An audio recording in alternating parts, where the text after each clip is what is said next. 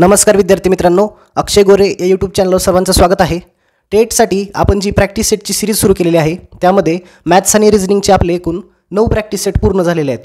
तर आज आपण 10वा प्रॅक्टिस सेट पाहणार आहोत। यामध्ये बुद्धिमत्तेचे एकूण 11 प्रश्न पाहणार आहोत। त्यामध्ये बघा एक पझलचा क्वेश्चन असणार आहे।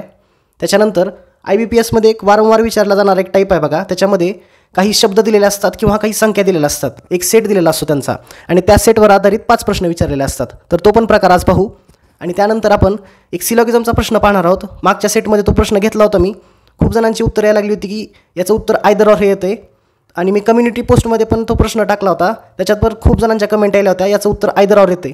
तर त्याचं उत्तर आयदर ऑर येत नव्हतं, ते आपण आजच्या सेटमध्ये त्याचं एक्सप्लेनेशन पाहूया। तर एक सूचना आहे बघा, मानसशास्त्राची उपयोजनात्मक प्रश्नाची 382 पानाची ही PDF आपण आपल्या अक्षय गोरे या प्ले स्टोरच्या ॲपवर अपलोड करत आहोत। आपलं टेलिग्राम चॅनल हे सध्या सर्चमध्ये येत नसल्यामुळे ही PDF आपण अक्षय गोरे या प्ले स्टोरच्या ॲपवर अपलोड करणार आहोत। तर गणित आणि बुद्धिमत्तेचे हे जे प्रॅक्टिस सेट आहेत याची पण PDF आपण याच ॲप्लिकेशनवर अपलोड करत आहोत। या प्रश्नावर आधारित फ्री टेस्ट सिरीज, मानसशास्त्र विषयाची फ्री टेस्ट सिरीज पण आपण अपलोड करणार आहोत, त्याचं काम चालू आहे। तर सर्वांनी प्ले स्टोरला जाऊन आपला अक्षय गोरे हा ॲप डाउनलोड करून घ्या। काय दिलेलं आहे बघा, 7 व्यक्ती ABC DEF आणि G या नावाने आहेत, ते वेगवेगळ्या शहरांचे आहेत। ह्या 7 व्यक्ती वेगवेगळ्या शहरांच्या आहेत। तर त्या शहरांची नावं दिली आहेत कोलकाता, मुंबई, चेन्नई, पुणे, लखनौ, अहमदाबाद आणि दिल्ली।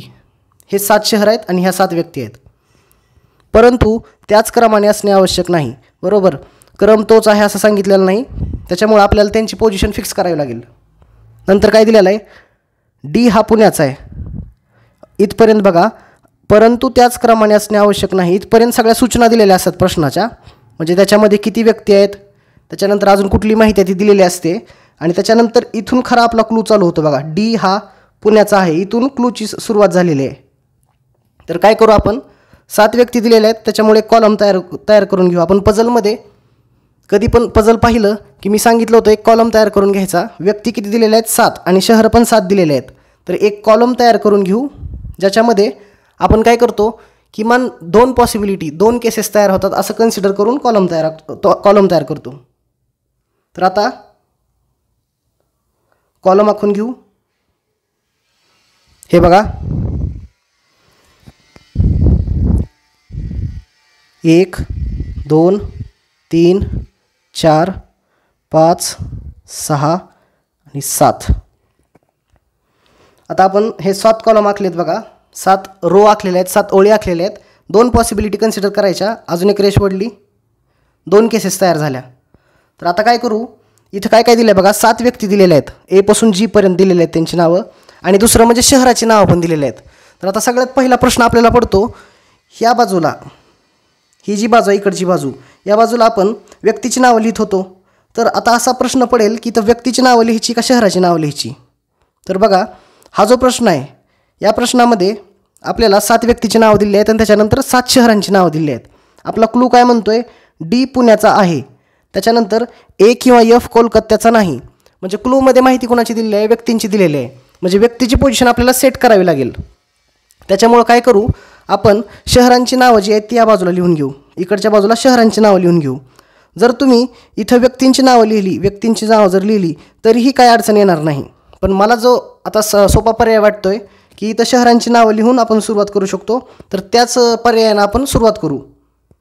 इथं शहरांची नावं लिहून घेऊ। सगळ्यात आधी पहिलं शहर कोणतं आहे, कोलकाता। पहिल्या शहराचं नाव लिहून घेतलं कोलकाता। त्याच्यानंतर दुसरं शहर आहे मुंबई, तिसरं शहर आहे चेन्नई, चौथं शहर आहे पुणे, 5वं शहर आहे लखनौ, 6वं शहर आहे अहमदाबाद, त्याच्यानंतर शेवटचं 7वं शहर कोणतं आहे, दिल्ली। एकूण 7 शहर आहेत बघा, त्या 7 शहराचे आपण नावं लिहून घेतलेले आहेत। आणि आता काय करू, ह्या ज्या व्यक्ती दिलेल्या आहेत त्या व्यक्तींची पोझिशन सेट करून घेऊ। तर पहिला क्लू काय दिलेला आहे तो वाचून घेऊ। पहिला क्लू काय दिलेला आहे, पहिला क्लू काय दिला बघा, D पुण्याचा आहे। तर Dची पोझिशन सेट करता येईल आपल्याला डायरेक्ट, D हा पुण्याचा आहे म्हणून सांगितलं आहे, तर D इथं लिहून घ्यायचा, Dला इथं लिहून घेतलं। सध्याला ही जी दुसरी पॉसिबिलिटी आहे याच्यात काही लिहायची गरज पडणार नाही, कारण दोन्हीकडे पण Dची पोझिशन सेमच आहे। दुसरी पॉसिबिलिटी कधी कन्सिडर करायची, ज्यावेळेस आता जर आपल्याला दिलं डीची पोझिशन सम स्थानावर आहे किंवा विषम स्थानावर आहे असं जर दिलं असेल, म्हणजे डीची पोझिशन प्रत्येक पॉसिबिलिटीमध्ये जर वेगवेगळी येत असेल तर दुसरी किंवा तिसरी पॉसिबिलिटी कन्सिडर करायची. पण आता डीची पोझिशन दोन्ही पण पॉसिबिलिटीमध्ये एकाच ह्याच्यावर आहे, म्हणजे पुण्याच्या पुढंच डी येणार आहे. त्याच्यामुळं काय करू, फक्त पहिल्या पॉसिबिलिटीचा आपण विचार करू आणि गरज पडली तर दुसरी पॉसिबिलिटी घेऊ. तर डीची पोझिशन फिक्स झाली बघा, डी हा पुण्याचा आहे. त्याच्यानंतर काय दिलं आहे, ए किंवा एफ कोलकात्याचा नाही. कोलकाता इथं आहे, इथं ए आणि एफ हे दोन्ही पण येणार नाही. त्याला काय करू, सर्कल करून क्रॉस करून टाकू. ए आणि एफ इथे येणार नाही. बी हा अहमदाबादचा आहे, अहमदाबादच्या पुढं बी फिक्स करून घेतला. त्याच्यानंतर सी कोलकाता व लखनौचा नाही. सी हा कोलकात्याचा नाही, इथं सी करू आणि त्याला क्रॉस करून टाकू. सी हा कोलकात्याचा पण नाही आणि लखनौचा पण नाही, या दोन्ही ठिकाणी सी नसणार आहे. जी हा मुंबईचा आहे, जीची पोझिशन फिक्स झालेली आहे, जी हा मुंबईचा आहे. आणि पुढं काय दिलेलं आहे, ए लखनौ आणि चेन्नईचा नाही. ए हा लखनौचा पण नाही आणि चेन्नईचा पण नाही. ए हा कोलकात्याचा नाही इथं दिलं होतं पहिल्यांदा. आता काय सांगितलं, ए हा लखनौचा पण नाही. लखनौ कुठं आहे बघा, इथं पण ए येणार नाही आणि चेन्नईला पण ए येणार नाही. तर एची पोझिशन कुठं येणार नाही बघा. ए हा कोलकात्याला येणार नाही, त्याच्यानंतर चेन्नईला येणार नाही आणि लखनौला पण येणार नाही. आणि बाकीची जी पोझिशन आहेत, म्हणजे बीची पोझिशन असू द्या, डीची असू द्या, जीची आपण फिक्स करून घेतलेले आहेत. मग आता एला फक्त एकच जागा उरलेली आहे. एकूण 7 जण आहेत बरोबर. 6 तर जागा आता इथं 6पैकी आपण 3 भरलेले आहेत, बी डी आणि जीची भरलेले आहे. आणि उरलेले जे 3 आहेत पोझिशन तिथं ए येत नाही असं सांगितलं आहे. म्हणजे कोलकात्याला ए येणार नाही, चेन्नईला ए येणार नाही आणि लखनौला पण ए येणार नाही. मग एला फक्त एकच स्थान शिल्लक राहिलं, ते आहे दिल्ली. तिथं आपण ए लिहून घेतलं. मग आता काय करू, इथं जे लिहिलं होतं हे खोडून घेऊ पहिल्यांदा. इथं ए येणार नाही कारण आपण एची पोझिशन आता फिक्स करून घेतलेली आहे. ठीक आहे. त्याच्यानंतर पुढं काय सांगितलं आहे, सी कोलकाता आणि लखनौला नाही. सी हा कोलकात्याला नाही आणि लखनौला पण नाही. सी कोलकात्याला नाही असं लिहून घेतलं आपण आणि लखनौला पण नाही असं लिहून घेतलेलं आहे. आता फक्त इथं बघा किती जागा उरलेल्या आहेत. ही पहिली जागा आहे 1, त्याच्यानंतर ही दुसरी आणि ही तिसरी, 3 जागा उरलेल्या आहेत आपल्या. आणि किती जणांची पोझिशन सेट करायची राहिली, 3 जणांची. ते कोण कोण आहेत बघा. एची पोझिशन आपण फिक्स केलेली आहे, त्याच्यानंतर बीची केलेली आहे, सीची पोझिशन फिक्स करायची राहिली, डीची पोझिशन फिक्स केली, ईची पोझिशन फिक्स करायची राहिली आहे आणि त्याच्यानंतर A B C D E एफची पोझिशन आपण फिक्स केलेली आहे का, तर नाही. एफची पण पोझिशन फिक्स करायची राहिली आणि जीची पोझिशन आपण फिक्स केली आहे. तर ह्या 4 जणांची म्हणजेच ए बी डी जी यांची पोझिशन आपण फिक्स केली आहे आणि सी ई एफची पोझिशन फिक्स करायची राहिली आहे. तर आता काय करू, सीची पोझिशन बघू आपण कशी फिक्स करता येईल. सीला काय दिलेलं आहे, सी हा कोलकात्याला नाही. इथं जर बघितलं तुम्ही, सी हा कोलकात्याला नसणार आहे आणि सी हा लखनौला पण नसणार आहे. एकूण किती जागा शिल्लक आहेत सध्याला, ही 1, ही 2 आणि ही 3. जर सी कोलकात्याला पण नसणार आणि लखनौला पण नसणार तर सीची पोझिशन कोणती उरली, फक्त चेन्नईची. तर सी इथं लिहून घेऊ आपण, सी आला चेन्नईला. ठीक आहे. आता 2 जण उरलेत. कोणते कोणते, सी तर गेला. आता उरला ई आणि एफ. ईबद्दल तर काहीच माहिती दिलेलं नाही आपल्याला, ईबद्दल कोणताही क्लू दिलेला नाही. म्हणजे 6 जणांची पोझिशन फिक्स झाल्यावर जी जागा वॅकंट राहती तिथं ई येणार बरोबर. आता आपण काय करू, एफची पोझिशन फिक्स करून घेऊ. एफ हा कोलकात्याला नाही म्हणून सांगितलं होतं बघा, आपण इथं क्रॉस करून लिहिलेला आहे. एफ हा कोलकात्याला नाही. ठीक आहे. त्याच्यानंतर इथं तर एफ येणार नाही. आता ही पोझिशन सोडून, म्हणजे कोलकात्याची पोझिशन सोडून फक्त एकच जागा शिल्लक आहे आपल्याला, ती म्हणजे लखनौची, जिथं आपण अजून कुठलाच व्यक्ती फिक्स केलेला नाही बरोबर. तर इथं एफची पोझिशन येईल मग बरोबर, कारण एफ हा कोलकात्याला तर येणार नाही म्हणल्यावर एकच पोझिशन उरली होती लखनौची, तिथं एफची पोझिशन आपण फिक्स करून घेतली. आणि आता उरलं ई. तर ईला कुठली जागा शिल्लक राहिली, ह्या सगळ्या जागा इथून इथपर्यंत सगळ्या जागा फिक्स झालेल्या आहेत. तर आता जी जागा शिल्लक आहे ती ईला देऊन टाकायची. इथं ए येणार नाही, एफ येणार नाही, सी येणार नाही, म्हणजे आपलं उरलेलंच आहे फक्त ई. तर ईला ही पोझिशन फिक्स करून दिली. तर अशा प्रकारे सगळ्यांच्या पोझिशन आपण फिक्स केल्यात बघा. एकदा काय करू, कन्फर्म करून घेऊ हे सगळं बरोबर आहे का. काय काय क्लू दिले आहेत, डी हा पुण्याचा आहे, डी पुण्याचा आहे का, बरोबर. ए किंवा एफ कोलकात्याचा नाही, ए किंवा एफ हे दोन्ही पण कोलकात्याचे नाहीत बरोबर आहे. ए हा दिल्लीचा आहे, एफ हा लखनौचा आहे. त्याच्यानंतर बी अहमदाबादचा असं दिलेलं आहे, बी अहमदाबादचा आहे का, आहे. सी कोलकाता आणि लखनौचा नाही, सी कुठं इथं आहे, सी हा चेन्नईचा आहे, म्हणजेच तो कोलकात्याचा पण नाही आणि लखनौचा पण नाही, हे पण बरोबर आहे. जी हा मुंबईचा आहे, जी मुंबईचा आहे का, बरोबर. ए हा लखनौ किंवा चेन्नईचा नाही. ए बघा दिल्लीचा आहे, म्हणजेच तो लखनौचा पण नाही आणि चेन्नईचा पण नाही. म्हणजे जेवढे काही क्लू दिलेले आहेत ते आपण जे पोझिशन फिक्स केलेले आहेत त्याच्यानुसार बरोबर आहेत. म्हणजे यांची पोझिशन फिक्स झालेली आहे बघा. तर याच्यावर आधारित आपल्याला काही प्रश्नांची उत्तरं द्यायची आहेत. पहिला प्रश्न आहे, खालीलपैकी कोण कोलकात्याचे आहे? खालीलपैकी कोण कोलकात्याचे आहे? तर वरची जी आपण पोझिशन फिक्स केलेली आहे कॉलममध्ये टेबलमध्ये त्याच्यानुसार बघू आता खालीलपैकी कोण कोलकात्याचे आहे. कोलकात्याचं कोण आहे बघा, इथं आपण कोलकात्याला ई फिक्स केलेला आहे. म्हणजे कोलकात्याचं कोण असणार आहे? ई आहे का इथं ऑप्शन? ए आहे, डी आहे, एफ आहे आणि जी आहे. मग उत्तर काय येईल? यापैकी काहीही नाही हे आपलं उत्तर येईल, कारण कोलकात्याचा ई आहे. ठीक आहे. त्यानंतर खालीलपैकी कोणते विधान खरे आहे? ए चेन्नईचा आहे, जी दिल्लीचा आहे, ई कोलकात्याचा आहे, एफ पुण्याचा आहे आणि वरीलपैकी काहीही नाही. तर आपल्याला चेक करायचं आहे एचं स्थान बाबा चेन्नईचं आहे का नाही, जीचं दिल्लीचं आहे का, ईचं कोलकात्याचं आहे का. वर जर बघितलं आपण ए आणि चेन्नई दिसते का, एचं स्थान दिल्लीसोबत आहे म्हणजे ए दिल्लीचं आहे, हे चुकीचं विधान आहे. आपल्याला खरे विधान विचारलं आहे. त्याच्यानंतर जी दिल्लीचं आहे का, जी इथं आहे मुंबई आहे, जी हा मुंबईचा आहे, हे पण चुकीचं असणार आहे. त्याच्यानंतर ई कोलकात्याचा आहे, इथं जर चेक केलं ई हा कोलकात्याचा आहे, त्याच्यामुळे उत्तर काय येईल? ई कोलकात्याचा आहे, हे वाक्य खरे आहे. त्याच्यानंतर काय दिलं आहे? एफ खालीलपैकी कोणत्या शहराचा आहे? एकदा तुम्ही या सगळ्यांची पोझिशन सेट केली तर खालची उत्तर द्यायला एकदम सोपं जाते बघा.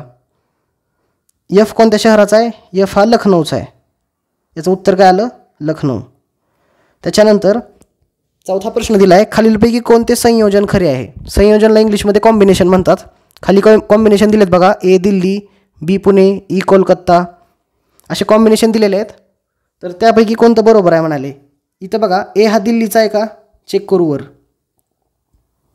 ए हा दिल्लीचा आहे आपल्याला दिसलं, त्याच्यामुळं हेच कॉम्बिनेशन बरोबर आहे. पहिलंच कॉम्बिनेशन हे बरोबर आहे, ए हा दिल्लीचा आहे. त्याच्यानंतर काय करू, इथं ऑप्शन आपल्याला सर्व बरोबर आहेत असं पण दिलं आहे, त्याच्यामुळं पुढचे पण ऑप्शन चेक करावे लागतील. डी हा पुण्याचा आहे का बघू, डीचं स्थान पुणे आहे, हे पण करेक्ट आहे दुसरं पण. आणि तिसरं दिलं आहे ई हा कोलकात्याचा आहे, तर ई बघा हा कोलकात्याचा आहे, याच्यामुळं तिन्ही पण ऑप्शन बरोबर आहेत. मग उत्तर काय येईल आपल्याला? सर्व बरोबर आहेत. पुढचा प्रश्न बघू, ए खालीलपैकी कोणत्या शहराचा आहे? ए कोणत्या शहराचा आहे? आत्ताच आपण पाहिलं होतं ए हा दिल्ली शहराचा आहे. तर अशा प्रकारे आपण पहिलं पझल सॉल्व केलेला आहे बघा. याच्यामध्ये काळजी काय घ्यायची, पहिल्यानंतर काय दिले आपल्याला? 7 व्यक्ती दिल्या होत्या आणि 7 शहरांची नावं दिली होती. तर आपण काय केलं, आपण 7 व्यक्ती पण फिक्स करू शकत होतो. इथं आपण 7 व्यक्ती पण फिक्स करू शकत होतो आणि पुढे शहरांची नावं पॉसिबिलिटीमध्ये आली असती. पण मला सोपं काय वाटलं, मी पहिल्यांदा शहरांची नावं फिक्स करतोय आणि आपण अजून काय केलेलं आहे, ह्या व्यक्ती फिक्स करायच्या होत्या, या व्यक्तींच्या काय पोझिशन फिक्स नव्हत्या, त्याच्यामुळं व्यक्तींना मी पॉसिबिलिटीमध्ये घेतलं. तुम्ही उलटं जरी केलं तरी उत्तर येणार आहे. आता पुढचा प्रश्न पाहूया, प्रश्न क्रमांक 6. तर हा बघा IBPSचा प्रिव्हियस इयर क्वेश्चन्स आहे. तुम्ही असा प्रश्न टेटमध्ये एक्सपेक्ट करू शकता. तर हा जो प्रश्न आहे हा काय दिला बघा, याच्यामध्ये सेट दिलेला आहे 5 नंबरचा. हे संख्या आहेत, ह्या 5 संख्या आहेत, त्याचा सेट दिलेला आहे. तर याच्या जागी तुम्हाला 5 इंग्लिश अक्षरे याचा पण सेट दिसू शकतो. याच्या जागी तुम्हाला 5 इंग्लिश जे शब्द आहेत त्यांचा पण सेट दिसू शकतो आणि त्यावर आधारित खाली 5 प्रश्न विचारलेले असतात. तर सुरुवात करूया. काय दिलेलं आहे, जर संख्येच्या आत सर्व अंक चढत्या क्रमाने लावले असतील तर खालीलपैकी सर्वात लहान संख्या कोणती? ह्या ज्या 5 संख्या दिलेल्या आहेत यामध्ये काही काही अंक आहेत बघा, 3-3 अंक आहेत प्रत्येक संख्येत. प्रत्येक संख्येमध्ये 3 अंक आहेत, ह्या सगळ्या संख्या 3 अंकी आहेत. तर हे अंक चढत्या क्रमाने लावले तर खालीलपैकी सर्वात लहान संख्या कोणती होईल? तर काय करू, हे अंक आपण चढत्या क्रमाने लावून घेऊ. 834 दिले बघा, 834 दिलेला आहे. चढता क्रम लावला तर काय होईल? 348 तयार होईल याचं, बरोबर. याची दुसरी संख्या काय तयार होईल? 348. जर 427 घेतलं आणि याच्यातले अंक चढत्या क्रमाने लावले तर काय येईल?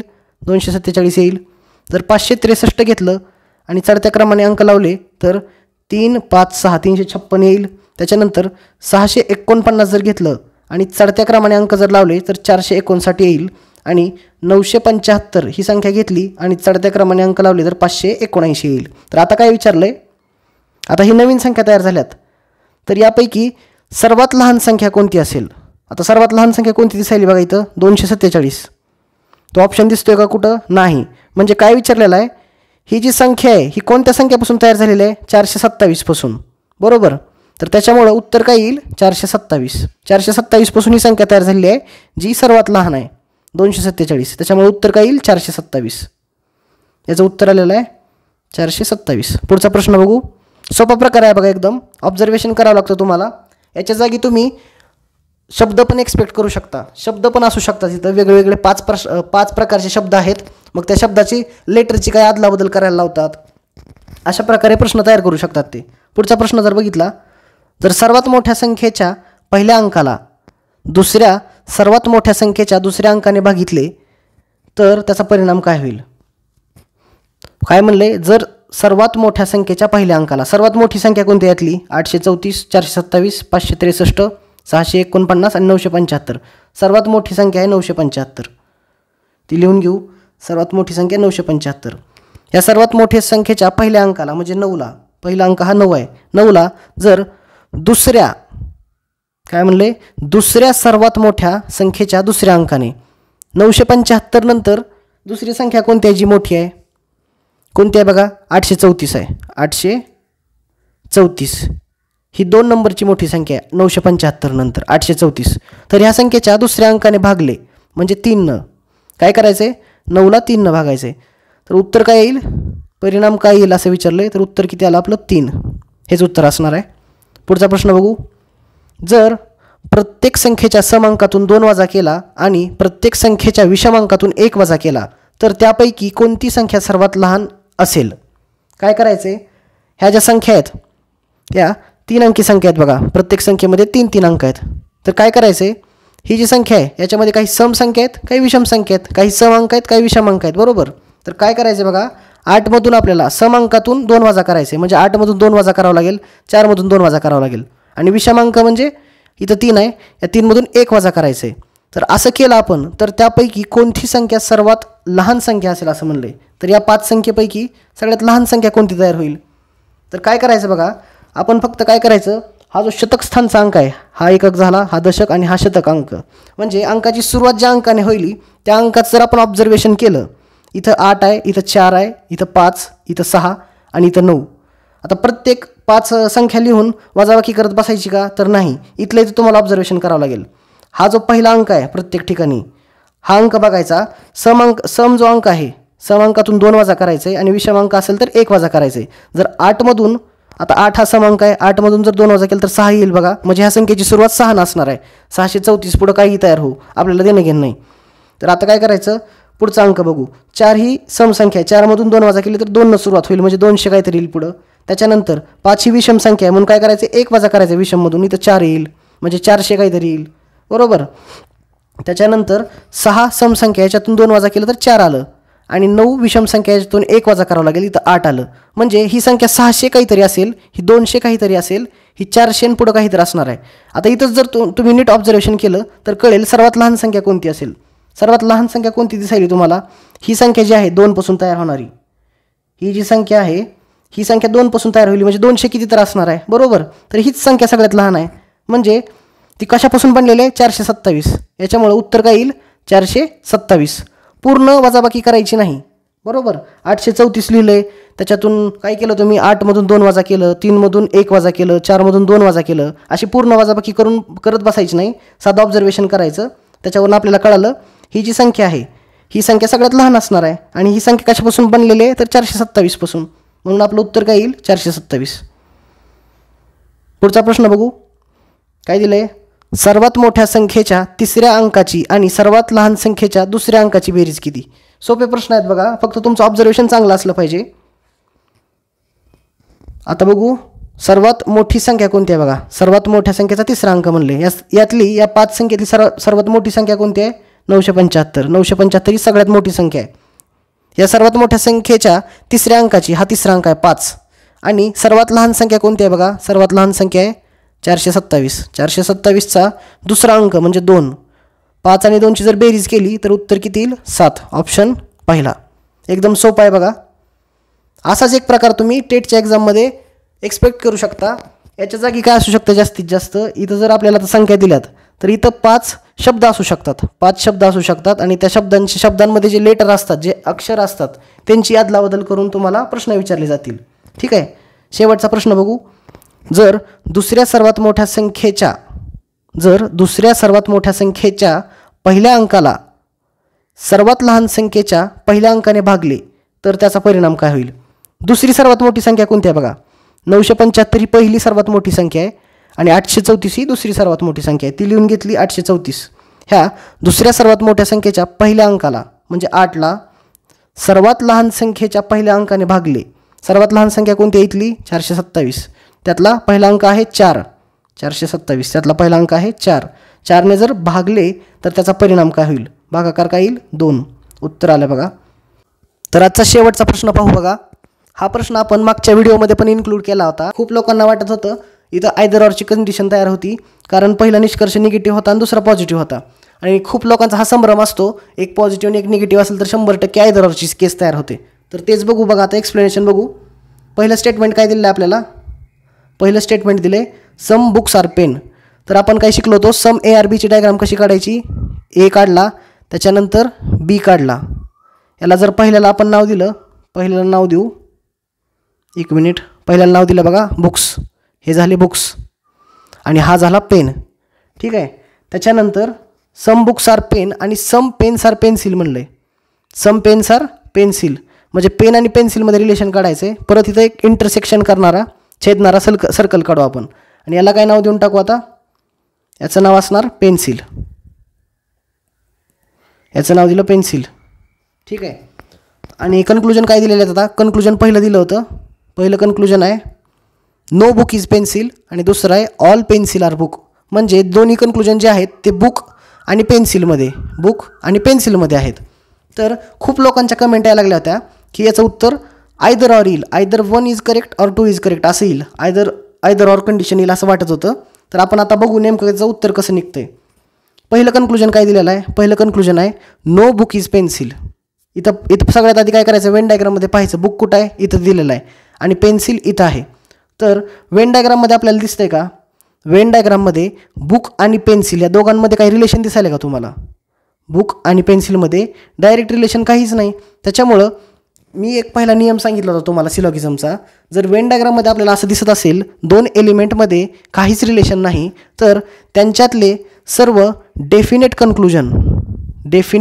कन्क्लुजन हे रॉंग असणार आणि त्यांच्यातले सर्व पॉसिबल कन्क्लुजन म्हणजे शक्यतेमध्ये असणारे कन्क्लुजन हे बरोबर असणार. तर हे पहिलं जे कन्क्लुजन दिलं आहे नो बुक इज पेन्सिल हे डेफिनेट आहे, कारण याच्यामध्ये कॅन, मे आणि पॉसिबिलिटी हे शब्द नाहीत. त्याच्यामुळे हे कन्क्लुजन काय झालं? डेफिनेट झालं. तर मी काय म्हणलं, ज्यावेळेस वेन डायग्राममध्ये 2 एलिमेंट असे आहेत ज्यांच्यामध्ये काहीच रिलेशन दिसत नाही आपल्याला, ऑब्झर्वेशन जर केलं बुक इकडं आहे, पेन्सिल इकडं आहे, ह्या दोघात काहीच रिलेशन नाही असं जर दिसतंय आणि तुम्हाला जर ऑप्शन दिला आहे, कन्क्लुजन दिलं आहे, डेफिनेट कन्क्लुजन दिलं आहे, तर त्या दोघातलं डेफिनेट कन्क्लुजन हे रॉंग असतं आणि पॉसिबल कन्क्लुजन हे करेक्ट असतं. म्हणजे पहिलं कन्क्लुजन काय असणार आहे? पहिलं जे हे कन्क्लुजन आहे हे पहिलं कन्क्लुजन आहे हे रॉंग असणार. ठीक आहे. तसंच पेन्सिल इथं आहे, दुसरं कन्क्लुजन जर बघितलं all pencil are book, pencil आणि बुकमध्येच दिलं आहे, पेन्सिल इथं आलं आणि बुक इथं आलं. परत ह्या दोन्हीमध्ये काहीच संबंध नाही बघा वेन डायग्रामप्रमाणे. त्याच्यामुळं याच्यातले डेफिनेट कन्क्लुजन रॉंग असणार. ऑल पेन्सिल आर बुक हे डेफिनेट कन्क्लुजन आहे, कारण याच्यामध्ये कॅन, मे, पॉसिबिलिटी या शब्दांचा उपयोग नाही. मग हे पण कन्क्लुजन रॉंग असणार. आता आयदर ऑरच्या केस काय असतात बघा. आयदर ऑरच्या केसमध्ये पहिली कंडिशन तर काय असते? आयदर ऑरची केस कधी तयार होते? पहिली कंडिशन काय सांगितली होती? ज्यावेळेस जे 2 कन्क्लुजन दिलेले आहेत आपल्याला ऑप्शनमधले हे दोन्हीही इंडिव्हिज्युअली म्हणजे वैयक्तिकपणे दोन्ही पण इंडिव्हिज्युअली जर रॉंग असायला पाहिजेत. मग इथं दोन्ही पण इंडिव्हिज्युअल रॉंग दिसायलेत. पहिलं पण रॉंग आहे आणि दुसरं पण रॉंग आहे. पहिली केस म्हणजे पहिली जी आपल्याला आयदर ऑरची केस दिली होती, आयदर ऑरमध्ये 3 कंडिशन दिलेल्या होत्या. त्यातली पहिली कंडिशनप्रमाणे तर हे बरोबर आहे. म्हणजे पहिलं जे कन्क्लुजन आहे हे पण चुकीचं आहे आणि दुसरं कन्क्लुजन पण चुकीचं आहे. ठीक आहे. याच्यानंतर आयदर ऑरमध्ये दुसरी कंडिशन काय दिली होती? हे इंडिव्हिज्युअली रॉंग आहेत बरोबर. ठीक आहे. त्याच्यामध्ये आता एलिमेंट पण इथं सेम आहेत. इथं बुक आहे, इथं पेन्सिल आहे, इथं पेन्सिल आहे आणि इथं बुक आहे. दोन्हीत एलिमेंट पण सेम असायला पाहिजे असं सांगितलं होतं. आयदर ऑरची तुम्हाला कंडिशन जर माहीत असेल तर त्याच्यामध्ये दोन्ही हे जे एलिमेंट आहेत ते सेम असायला पाहिजेत आणि ते इंटरचेंज असले तरी चालतात. म्हणजे बुक पेन्सिल आणि खाली पण बुक पेन्सिल. आयदर ऑरच्या एकूण 3 केसेस तयार होतात. त्याच्यात काही केसमध्ये बुकच्या ठिकाणी बुक म्हणजे सब्जेक्टच्या ठिकाणी सब्जेक्ट लागतो, प्रेडिकेटच्या ठिकाणी प्रेडिकेट लागतं आणि काहीमध्ये हे इंटरचेंज पण चालतंय बरोबर. तर ही दुसरी कंडिशन होती. त्याप्रमाणे दोन्ही एलिमेंट सेम आहेत. इथं पण बुक आहे, इथं पण बुक आहे, इथं पण पेन्सिल आहे, इथं पण पेन्सिल आहे. दोन तर आता कंडिशन सेम आल्या. आयदर ऑरच्या केस फक्त 3 कंडिशनमध्ये फॉर्म होतात. त्याच्यामध्ये काय असतं, पहिलं पॉझिटिव्ह वाक्य असलं पाहिजे, पहिलं कन्क्लुजन पॉझिटिव्ह असलं पाहिजे आणि दुसरं निगेटिव्ह असलं पाहिजे. तर त्यात कोणत्या कोणत्या केसेस होता? पहिली केस होती all plus some not. All plus some not ही पहिली केस होती, बरोबर. त्याच्यानंतर दुसरी केस होती some plus some not. Some plus some नॉटची दुसरी केस होती. आणि तिसरी होती सम प्लस नो. तर या 3 केस जर असल्या, म्हणजे हे 3 कीवर्ड जर कन्क्लुजनमध्ये असतील आणि तुमचे एलिमेंट जर सेम असतील, म्हणजे बुक आणि पेन्सिल दोन्हीत पण दिसायले, तरच आयदर ऑरच्या केस तयार होतात. ह्या 3 कंडिशन आहेत बघा. ऑल प्लस सम नॉट असलं पाहिजे, त्याच्यानंतर सम प्लस सम नॉट असलं पाहिजे आणि सम प्लस नो असलं पाहिजे. आणि ह्या आयदर ऑरच्या कंडिशनला एक एक्सेप्शन असते. ह्या आयदर ऑरच्या कंडिशनला एक एक्सेप्शन असते, ते म्हणजे ऑल प्लस नोची केस. ऑल प्लस नोची केस ही एक्सेप्शन असते. तर इथं बघा तीच केस तयार झाली होती. इथं कन्क्लुजन, पहिलं कन्क्लुजन हे नोचं होतं, no book are pencil, no book is pencil. आणि दुसरं कन्क्लुजन हे ऑल पेन्सिल आर बुक, म्हणजे ऑल आणि नोची केस तयार झालेली आहे. आता जर तुम्ही इथं नीट लक्ष दिलं, हे दोन्ही पण चुकीचे आहेत. हे दोन्ही पण चुकीचे आहेत, बरोबर. आणि हे दोन्ही पण या 3 केसमध्ये आहेत का? ऑल प्लस नोमध्ये ऑल प्लस सम नॉट आहे, सम प्लस सम नॉट आहे, इथं सम प्लस नो. ह्या केस आयदर ऑरच्या आहेत. ह्या केस आयदर ऑरच्या आहेत. तर आयदर ऑरचं हे एक्सेप्शन असतं बघा, all plus no. All plus no ज्यावेळेस कधी ऑप्शनमध्ये दिसतो त्यावेळेस तो आयदर ऑरचा पर्याय नसतो. तर ही केस कशाची तयार झाली बघा, तर ही आहे नायदर नॉर. म्हणजे नायदर 1 नॉर 2, म्हणजे दोन्ही पण चुकीचे आहेत. आपलं उत्तर काय येणार आहे? Neither conclusion 1 nor 2 is true. तर हे आपलं उत्तर असणार आहे. तर आशा करतो तुम्हाला आजचं एक्सप्लेनेशन कळालं असेल बघा. व्हिडिओ जर आवडला तर व्हिडिओला लाईक करा, चॅनलला सबस्क्राईब करा, तुमच्या जास्तीत जास्त मित्रांपर्यंत शेअर करा. भेटूया पुढच्या लेक्चरमध्ये. थँक्यू.